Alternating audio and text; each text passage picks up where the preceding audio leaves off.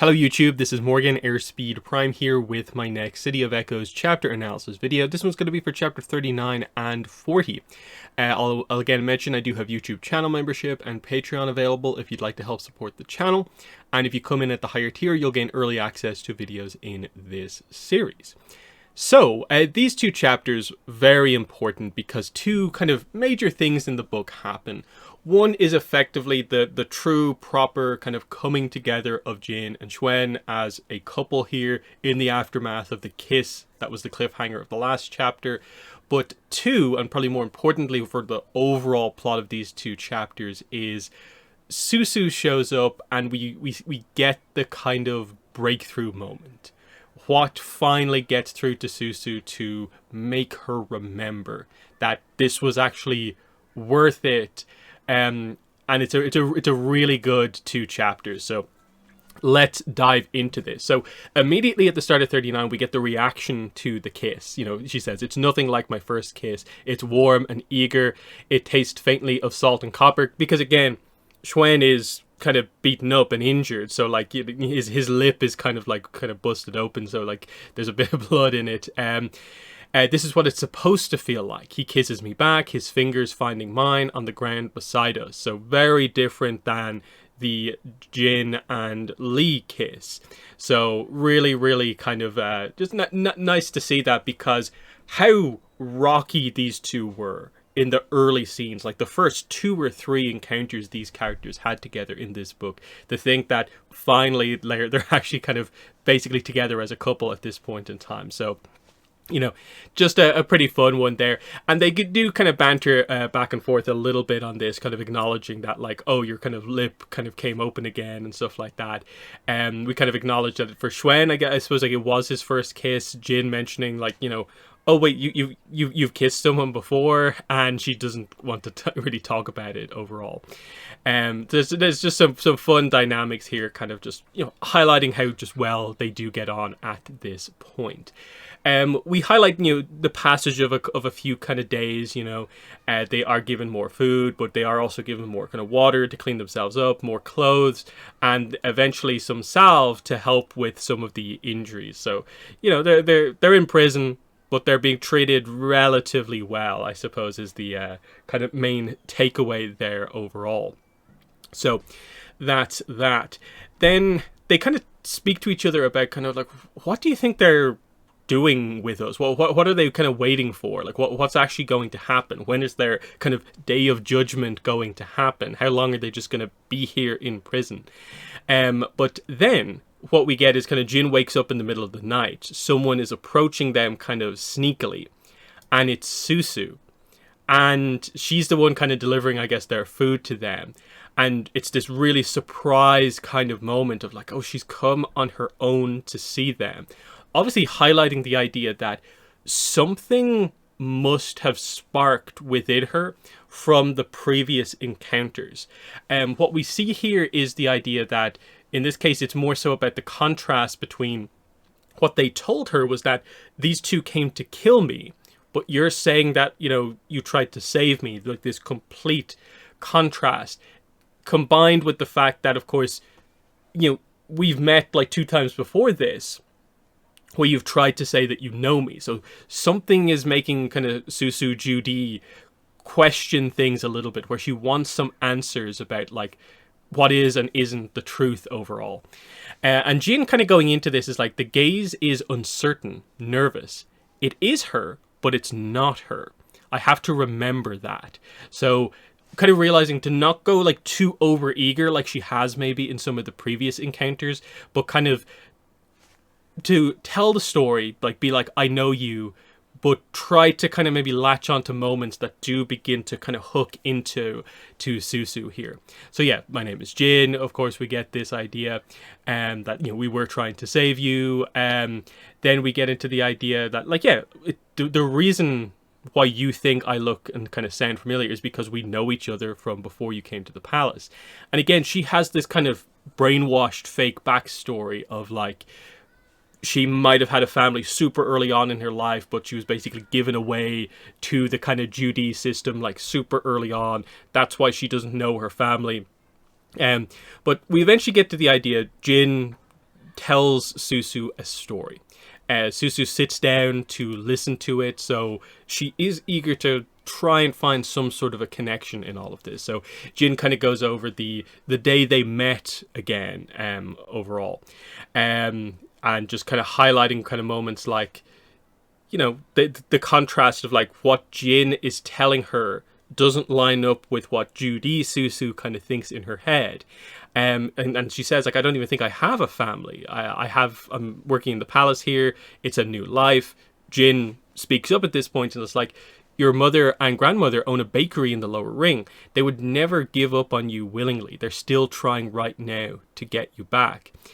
She does bring up the idea of, you know, they are brainwashing you, wiping your memory. This gets kind of quickly dismissed by kind of Suzu here, overall. And there's a bit of a back and forth here of like, would you rather live your life as a lie or be with the people who actually kind of care about you? And she says, I'm happy here, I'm safe here. And then the moment that some stuff actually begins to happen is you have a baby sister. Her name is Ming. And she does think about this and like she wavers for a little bit, but then it's just a story. It doesn't mean anything. But Jin can sense that she's beginning to doubt what she thinks in her head compared to what she's just been told. So Jin kind of realizes like, okay, maybe now's not the time to push. She's beginning to kind of back away. If you change your mind, you can bring us some roast duck and an egg tart from the kitchen. That was one of our favorite dishes. If we share that together like the times we have before, I'm sure you will remember me. And Suzu says, you know, I may never return. And Jin just says, I'll be here waiting for you. And so Suzu leaves, and even though Jin kind of handled the situation confidently, we see in the kind of narration afterwards that she kind of feels like, did I approach that correctly? In the end, kind of letting her go to hopefully come back. Have I lost her completely with that? Xuan wakes up at this point and kind of comforts her as kind of Jin kind of cries kind of into his arms, like just really desperately hoping that she does come back. So that's the end of 39, which brings us into 40. So the idea is that, you know, Jin falls asleep, they wake back up, they kind of have food, and we just kind of highlight that a couple of days passed at this point. They can't fully figure out how much time has passed, but they note that, you know, it might be the 4th or 5th night in these dungeons before Suzu appears again. So she does come back, but there's a decent gap between the first kind of coming down here and the second time. So she introduces herself this time as like, Jin, I brought what you asked me to. So there's a bit of a discussion here about the duck. That's one part of this, because like the baked goods, of course, the egg tart makes a lot of sense. That's the connection there. But the significance of the kind of duck is more the idea that, you know, we promised each other that like we would try the duck from the palace kitchens as like an example of like, you know, we'll get there one day type thing, and compare the duck here to the duck elsewhere overall. So the idea that they are actually sharing duck from the palace here in crazy circumstances, they've technically fulfilled this kind of goal that they set out for it together. So they do eat together, admittedly like kind of between the bars kind of type thing here. Again, Jin tries to open up by telling some more stories.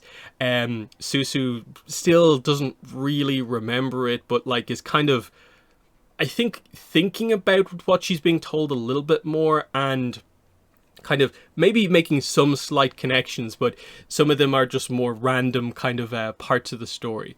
But then the big moment happens here, which is the egg tarts. So Jin picks one out, Suzu picks one out, and what Jin says here is, your grandmother is the best baker in Ba Sing Se, and that's the honest truth. I tell her, lifting up the egg tart. Suzu reaches over and taps the side of her egg tart against mine, just like she always did. I don't know why I did that, she says, and I say nothing, only to let her realize on her own, because you know me, because you know who I am. And they do eat it sort of like in kind of tandem, and it's like, this is the moment where she is back. And we get, she swallows, then a teardrop splatters on her sleeve, followed by another. Do you remember? Jin. I remember. So we finally get the moment where it breaks through. She does say that, like, it's all in bits and pieces, you know, everything's jumbled up, but she is back. You know, I know I have a baby sister. I know it with certainty.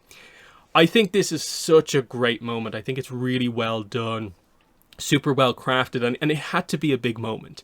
One, it has to be a big emotional moment to break through the Dali brainwashing and for it to make sense with some of the other moments we've seen the brainwashing kind of broken through.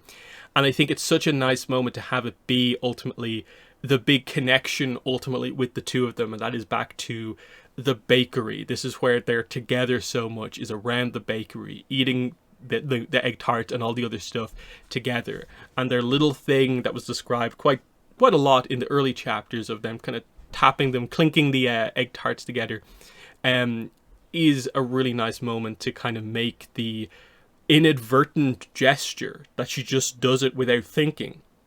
And this is the moment where it finally breaks through. I really like the realization there of just like, she's like, I don't know why I did that. And Jin just kind of lets her, you know, lets the gears kind of go together.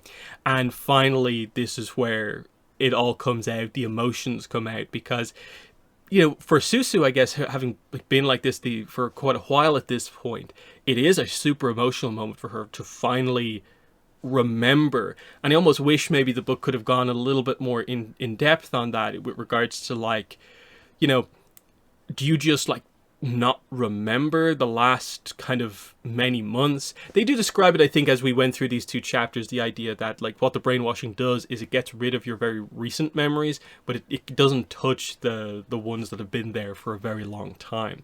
So it's clearly that over a period of time, yeah, the last few months are more or less, it feels like a blank for Suzu here. Though, as we see kind of here as she remembers, she does like remember kind of some of the details of stuff that's happened here, even though I guess she wasn't herself when she experienced kind of some of these moments here. But, you know, I think very strong moment, and like I said, it needed to be, because this is the entire plot of the book, that this moment that happened back in, like, what, chapter 6 or something like that, where Suzu goes away, we've been building up for most of the book to make this happen.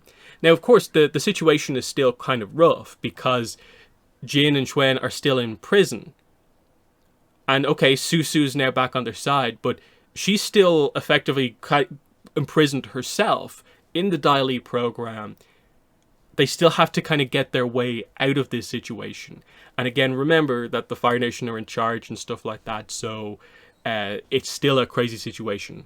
There's still a few chapters left in the book, and still a bit of this chapter to go through, so let's continue on. So, yeah, Suzu begins to ask some questions, you know, baby Ming, what about grandmother, how is she? Jin kind of explains, you know, the situation about her cough, that, you know, they've been helping her with Dr. Jan and stuff like that. And she just mentioned the idea that, like, I tell her about the new helpers who have joined the bakery to assist Mama Wen, though I don't tell her about the connection that she has to those girls. Now, it maybe brings up the idea that, like, previously when Jin brought them to Mama Wen, they kind of implied that, like, they filled her in on the whole situation. But of course, Jin is keeping the whole brainwashing aspect of what's happened to Suzu a secret from her. So I get the impression probably that, like, she maybe didn't really explain the brainwashing aspect of things overall here. But, you know, that's just maybe some minor kind of who knows what information kind of type situation overall. Then, interestingly, as Suzu kind of begins to come back to her more normal self, she points out, like, who's that then? Referring to Xuan, who has been kind of leaving the girls to have their conversation on their own, more or less kind of just being like, okay, I'm in the room, but, like, I'm asleep off in the corner, trying to not interrupt. You know, she basically points out the idea that, like, oh, when I came by the other night, the two of you were close, you know, like, who's he, kind of beginning to tease. And Jin is kind of surprised by the idea that, like, so quickly after kind of regaining her memory, she's immediately into full-on Suzu teasing mode over the kind of romantic kind of stuff here. And Jin just points out, he's helped me a lot, he's helped me with my new job, and Suzu assumes that it's actually him who kind of came up with this wild scheme and brought Jin into it, but actually she jokes that, you know, I was the one who dragged him into it, of course. And this is where you get the big moment between the two of them, and I like that they don't forget about this, which is Suzu, now that she realizes, you know, she did what she did to protect her family, but now Jin has actually returned the favor, doing everything she can to get her back. And Suzu says, you did all of this for me, for not even your sister, for only a friend. And this is the moment when Xuan actually just immediately turns around and gets straight back up, walks over to them, and is just like, no, whoa, you're not only her friend. You are practically sisters. Jin has put herself in danger many times for you. She wants to get you home. And she again kind of teases the two of them about their kind of dynamic there. And that is a big moment, because you have to remember with Xuan and Jin, part of the, especially early days of their dynamic, was like Jin almost like not trusting him enough to tell him about the situation that was actually going on. So to see the idea that now he's the one being like, no, Suzu, you don't realize how close you two are, how much she put herself on the line for you. That, yeah, there was no reason not to kind of tell him in those kind of early chapters. It's nice to see the development and stuff like that. And Xuan just notes that, like, this teasing is fine. It's exactly like how one of my older sisters would behave if she ever lost her memories. And then Suzu jokes, oh, should I be calling you little brother soon then? A worthy companion for my Jin? And he just replies, only if she'll have me. And the two of them look towards Jin, and then she notes as the chapter comes to an end, the two people I've grown to love and care for. I know what he said was true. I'll do anything to save them, anything for their freedom. And the idea is that finally the kind of three kind of main characters in the book are kind of, for the first time effectively, together in the same scene kind of properly here. And it is such a nice moment, because you get a little bit of the sense for like, okay, here's how kind of Suzu is going to be in the dynamic between everyone else. It is a little bit of an interesting one where kind of Suzu, as we kind of go forward in the rest of the book, because she is not as much of a kind of action-centric character as the other two now are, there is a little bit of a sense where we maybe don't focus on the dynamic of the trio kind of as much kind of overall. But, you know, we'll address that kind of as we kind of go forward through this. But like I said, super strong moments here with just, I like the romance writing for the two main characters, of course. And then the stuff with Suzu, just, it needed to be executed well, and I think it really, really was. And you know, we're finally at this point where there's about, what, 9 chapters in the book left. I think it's 48 plus the epilogue. We're just in for, you know, obviously getting into the later parts of book 3 at this point, meaning we're pretty much coming up to the finale, of course, which is, you know, as the book has kind of followed the path of the story, is that, like, it affects Ba Sing Se for the bad, but then there is also the freeing of Ba Sing Se at the end of the show, and that's beginning to kind of come up. So we will get to that. But before then, like I've been teasing a little bit, there is some Silver Fangs reveals that we still need to have coming out here. In that, like the early parts of this chapter teased, when is anything going to be done with Jin and Xuan? And we're going to get that very, very soon here. So in the comments, let me know what your thoughts were on these two important chapters. But that's been the video. Thanks for watching, and bye.